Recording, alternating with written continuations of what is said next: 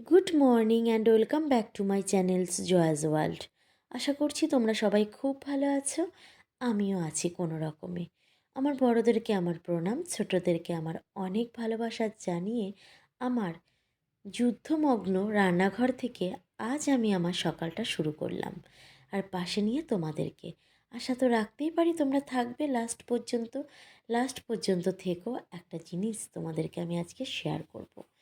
আমার জীবনের মূল্যবান একজনের সাথে তোমাদেরকে পরিচয় করাবো। সেই মানুষের সাথে তোমরা হয়তো আমার যারা পুরনো বন্ধু তারা দেখেই থাকবে, তাও আজ তার কথা খুব মনে পড়ছে আমার, তাই জন্য একটু দেখাবো। তো যাই হোক, সকাল সকাল কিন্তু দেখতেই পারলে আমি ঘরকন্নার কাজ শুরু করে দিয়েছি।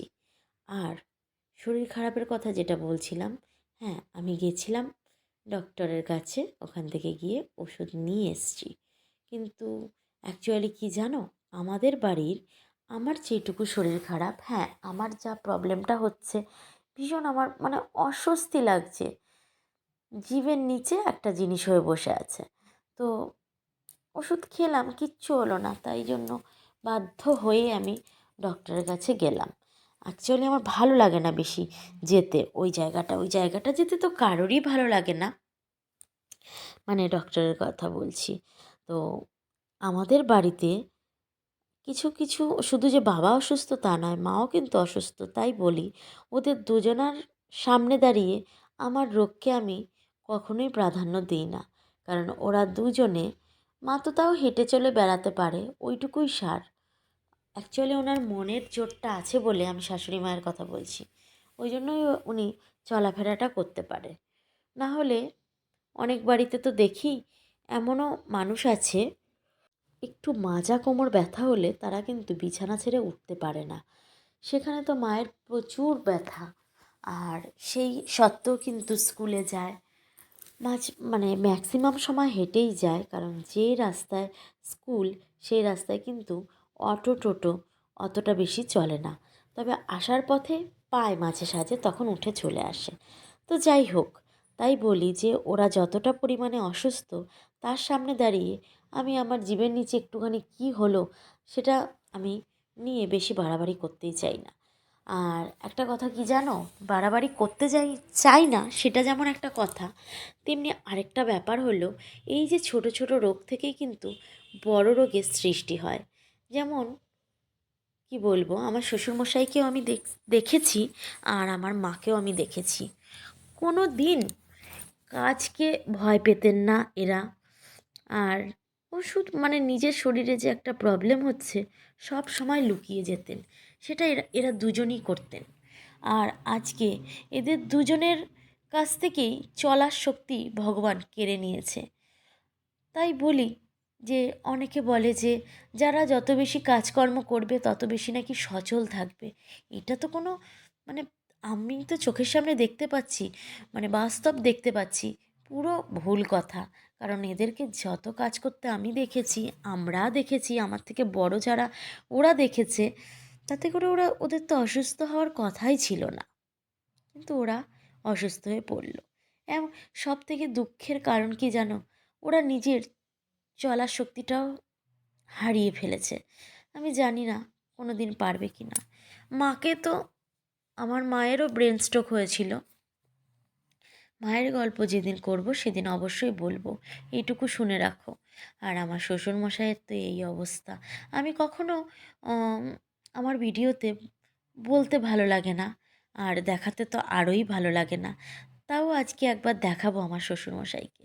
তবে হ্যাঁ, আমার কাছের মানুষদের উদ্দেশ্যে বলছি, যেইটুকু দেখাচ্ছি হয়তো কারোর কাছে খারাপ লাগতে পারে, কারোর কাছে কেউ ভাবতে পারো যে সুস্থ হয়েছে, কেউ ভাবতে পারো যে আরও অসুস্থ হয়েছে। কথাটা হচ্ছে, তোমরা ওইভাবে না ভেবে একবার ফোন করে না হলে এসে দেখে যেও, কেমন? নিজেরা মন গড়া কথা তৈরি করো না। আমার একটু, শুধুমাত্র আমার কিছু কাছের মানুষের জন্যই কিন্তু আমি দেখাই না বাবাকে। কারণ থাক, ওটা আর বলতেই চাইলাম না। দেখো, তোমাদের সাথে অনেক কথা বলতে বলতে কিন্তু আমি কেন গ্যাস পরিষ্কার করছি সেটাই বুঝলাম না, কেন করতে এসছি। অ্যাকচুয়ালি সকালবেলা রুটি হলে না খুব নোংরা হয়, আর আমার ভালো লাগে না। আর আমার মনে হয় গ্যাস, রান্নার জায়গা এসব পরিষ্কার থাকলে আমার মনে হয় পরবর্তী রান্নাটা সুন্দর টেস্টি হবে। তেমনি যখন পড়াশোনা করতে বসবে, আমি আমার মানে ছোট ছোট ভাই বোনদের উদ্দেশ্যে বলছি, আমার ছেলের মানে সন্তান তুল্য যারা আছে তাদের উদ্দেশ্যে বলছি, যদি আশেপাশের পরিবেশটা সুন্দর, পরিষ্কার, পরিচ্ছন্ন, গোছানো থাকে, তাহলে না পড়াশুনোতেও না মনোনিবেশ করানো যায়, তাই না? যারা শুনছো তাদের কি মনে হচ্ছে? এইবার সকালবেলা উঠে কাজকর্ম করলাম, মায়ের কথাও মনে পড়ল। অবশ্যই মনে পড়ল কি, সেই মানুষটাকে কি কখনো ভুলি আমি? যে মনে পড়বে, কখনোই ভুলি না। তারপরে কিন্তু মা আর ছেলে মিলে একটুখানি স্কিন কেয়ার করে নিলাম। তো যাই হোক, এবার সকালবেলা বাবুর জন্য করেছিলাম পরোটা, আলুর দম, আর আমাদের জন্য রুটি আলুর দম। আর আমার তো খেতে প্রচুর প্রবলেম। আমি ভাবছি কাল থেকে ফেনা ভাত করে খাবো, তাহলে কোনো প্রবলেমই হবে না, মানে গালে দিলে টক করে চলে যাবে ভেতরে। তাই আর অন্য কিছু করব না, ওটাই করব ভেবে নিয়েছি। তো বাবুকে দিয়ে দিলাম। আর আমার ফোন, হ্যাঁ, দেখতেই পাচ্ছ কার কি যেন হচ্ছে, এটা কাছে আনি তাহলে বুঝবো। কে? ও, অফকোর্স পাখি এটা। কারণ সকালের দিকে শুধু পাখি না, আমি পরপর পরপর দেখে যাই। আমি আমার সাবস্ক্রিপশন লিস্ট চেক করি। দেখো, পরে বলছি। বাবাকে আমি ওষুধ খাওয়াচ্ছি, এটা জল নয়, ওষুধ।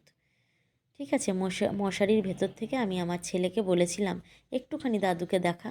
বাবার কথাবার্তা সব কিছু ঠিক আছে, সব কিছু, কিন্তু ভগবান একটু যদি তুমি ওনাকে হাঁটার শক্তি দাও, ব্যাস, আর কিছু চাই না। একটু হেঁটে, শুধুমাত্র আমাদের ঘরগুলো একটু হেঁটে হেঁটে বেড়াবে, নিজের টয়লেট, নিজের পটি, নিজে নিজে যাবে বাথরুমে, এইটুকুই চাই, ব্যাস।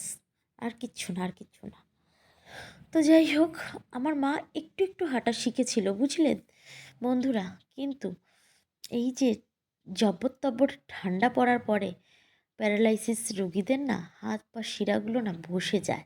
তো মা আর এখন হাঁটাটা একটু স্টপ দিয়েছে, ঠান্ডাটা কমলে আবার হাঁটবে। তো আমার কিন্তু স্নান করা হয়ে গেছে। স্নানের পর এই যে যেটুকু করণীয় ওটুকু তো করতেই হবে, পুরো বিল্লির মতো করলাম না। আর স্নান খাওয়া দাওয়ার পর জেঠু এনেছিল এই সবজিগুলো, মানে হাট থেকে নিয়ে এসেছিলো সবজিগুলো, আর ধুলাম না, ওইভাবেই রেখে দিলাম বস্তার মধ্যে। পরে আমি ধুয়ে নেবো খুনি। এটা হচ্ছে বেদানা, ঠিক আছে? সবজি দেখতে কিন্তু বেশ তরতাজা মনে হচ্ছে, তাই না? এইবার চলে যাব একদম সন্ধেবেলা। সন্ধেবেলায় কী করছি, বাবা বলেছিল যে, মানে আমার শ্বশুরমশাই বলেছিল যে একটুখানি মুড়ি মাখাও, তাই জন্য আমি একটুখানি মুড়ি মাখছিলাম। আর ভালো টেস্ট করেই মাখছিলাম, দেখে ওটা বোঝাও যাচ্ছে। তো আজকে সত্যি গো, মায়ের কথা এত মনে হচ্ছে। মা শুধু ফোন করে বলে, কাঁদে, তোকে কতদিন দেখি না, তোকে কতদিন দেখি না। তো যাই হোক বন্ধুরা, তোমরা কেউ কিছু মনে করো না। লাস্টে আমার মাকে একবার আমি তোমাদের সামনে দেখাবো, ঠিক আছে? তো দেখো।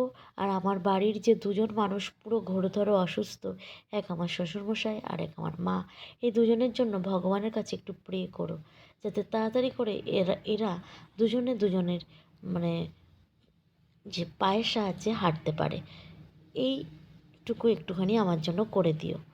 তো যাই হোক, আজকে সন্ধ্যাবেলা আমি মুড়ি নিয়েছি আর কাচের গ্লাসের 1 গ্লাস চা নিয়ে নিয়েছি, যাতে একটুখানি ব্যথা কমে। কিন্তু সেই ব্যথা তো আর এই ব্যথা নয় না, তাই জন্য কমারও কোনো নাম নেই। অ্যাকচুয়ালি আমাকে ভালোবেসে বসে আছে, কী আর হবে বলো? আমাকে তো ভালোবাসার মধ্যে ওরাই আছে, রোগ জীবাণু সমস্ত কিছু নিয়েই আমি আছি, তাই না? তো যাই হোক, আজকের ভিডিওটা এই পর্যন্তই। যদি কারো ভালো লেগে থাকে আর তাহলে তো দেখবেই। আর যদি তার থেকেও বেশি ভালো লাগে, আর কিছু বললাম না, এবার আমার মাকে দেখে নাও। আমার দাদা গেছিলো একটা জায়গায়, সেখান থেকে এসে আমার মাকে হাঁটা প্র্যাকটিস করাচ্ছে, দেখো।